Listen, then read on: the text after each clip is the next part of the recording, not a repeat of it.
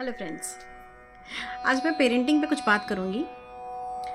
Parenting is an art और you can से it's an experiment. Her parents के लिए एक नया एक्सपेरिमेंट है और हर बच्चा एक दूसरे से जुदा है, जिसमें फ़ीमेल पेरेंटिंग और मेल चाइल्ड पेरेंटिंग थोड़ी सी डिफरेंट होती है। उनके बिहेवियर पैटर्न्स थोड़े डिफरेंट होते हैं, स्पेशली जब वो टीन एज में पहुँच जाते हैं। और हर इंडिविजुअल फीमेल अलग होती है और हर इंडिविजुअल मेल भी अलग होता है।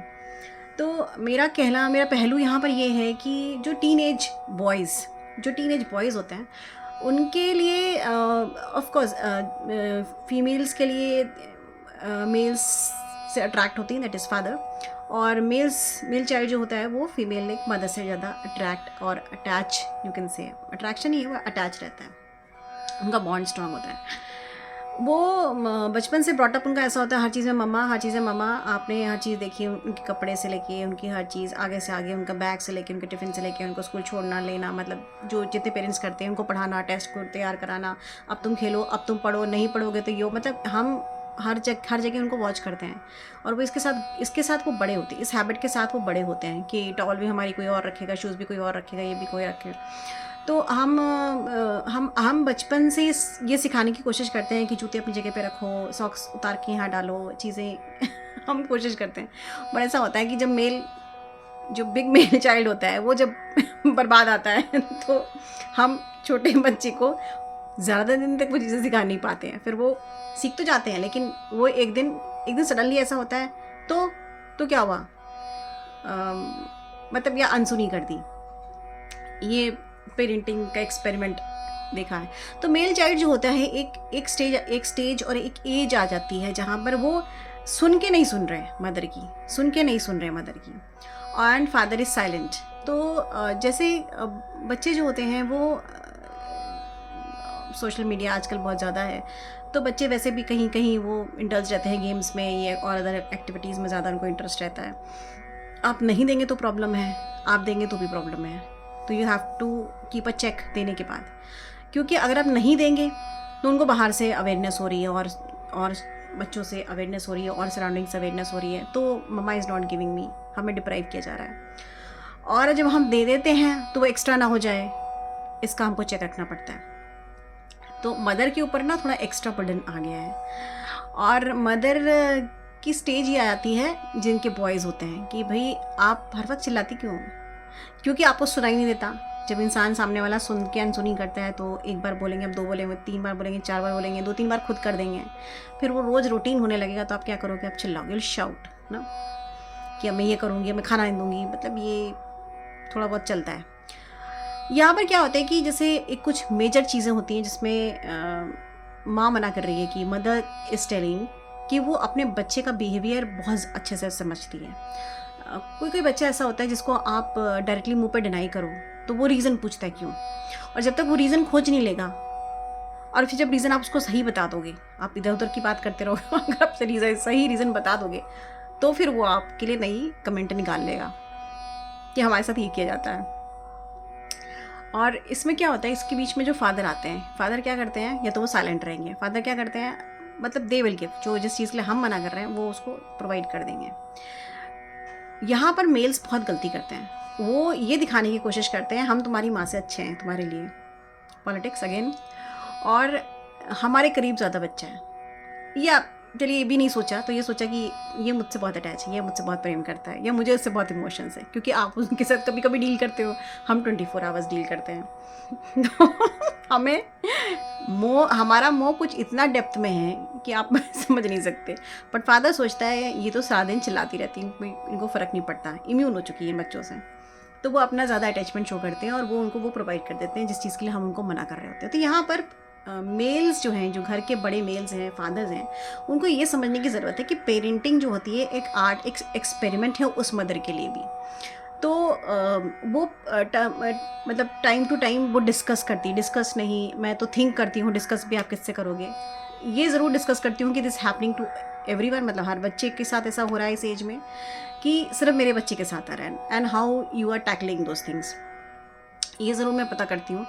और मैं अपना टैकल करने का तरीका कुछ ढूंढती रहती हूँ, कुछ कि कभी टकराओ, कभी नहीं टकराओ, ये वो, कभी मैं छोड़ देती हूँ। मेरा प्रेशर डालने का तरीका है कि जब तक वो बच्चा प्रेशर लेगा, उसका बिहेवियर समझ के जब तक वो प्रेशर ले सकता है कि मतलब हाँ मेरे कहने से वो उस डायरेक्शन में चला जाएगा और उसको समझ नहीं आएगा मैं उस डायरेक्शन में ले आ रही हूँ, क्योंकि एक्चुअली हम पेरेंट्स को ही पता होता है, मदर को, कि मेरे बच्चे के लिए क्या ठीक है, मेरे बच्चे का बिहेवियर कैसा है, मेरे बच्चे के लिए क्या ठीक है। फॉर एग्जाम्पल जैसे कोई कोचिंग इंस्टीट्यूट है, तो मैंने सारे कोचिंग इंस्टीट्यूट देखे for his class 10th and 12th, but मुझे ये लगा कि मेरे बच्चे के लिए ये बेटर रहेगा, क्योंकि वो इतना हार्ड नहीं, मतलब इतना लेबर नहीं कर पाएगा जितना उस कोचिंग में उसको रन करना पड़ेगा पीछे पीछे पीछे पीछे फॉर द टीचिंग।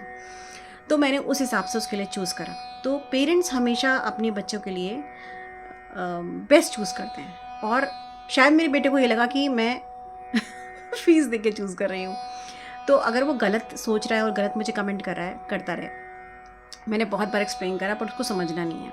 ऐसे कई जगह ऐसा होता है। तो वहाँ पर क्या होता है कि अगर फादर जो है मदर की बात को समझ जाए, मतलब अपनी वाइफ की बात को समझे कि वो जो समझा रही है कि इस बच्चे को ऐसे टैकल करो, के बजाय वो क्या करते हैं, वो अलग जाके आपके बच्चा जब कंप्लेन कर रहा होता है मदर की, तो उसमें हाँ में हाँ मिला देते हैं।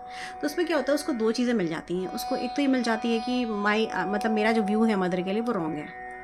बच्चे को लगता है कि मैं जो सोच रहा हूँ मदर के लिए वो सही है, मेरे फादर भी ऐसे ही सोचते हैं। तो उसको 2 वोट मिल गए।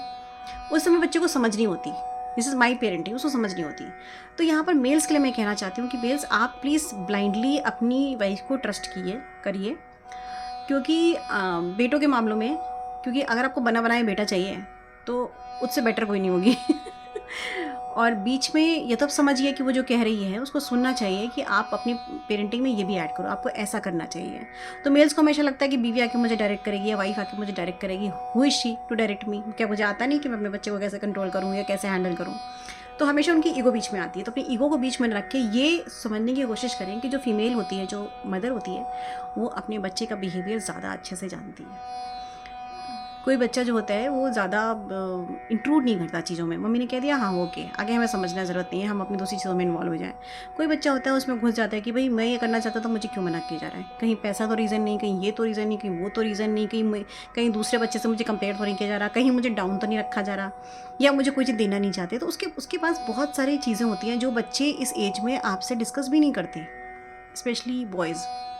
ये भी एक प्रॉब्लम है कि पेरेंट्स जो होते हैं, हम दोस्त बन जाएं, हम दोस्त तो बन सकते हैं, लेकिन हमें ये भी तो वॉच करने की ज़रूरत है कि हम, क्योंकि फिर पेरेंट्स की वो लिबर्टी लेने लगते हैं कि भाई मेरे पेरेंट्स तो कुछ नहीं कहेंगे, चलो अब हमने 9 बजे तक बोला था, हम 12 बजे घर पहुँचेंगे, मेरे पेरेंट्स कुछ नहीं बोलेंगे। और जब पेरेंट्स सडनली बोलते हैं तो फाइट करने पे आते हैं, क्योंकि वो समझने लगते हैं कि आप उनको दोस्त समझ रहे हो। तो वहाँ पर दोस्त तो आपको सामने से समझाना है, बट पीछे से आपको समझ के रखना है। This is my parenting.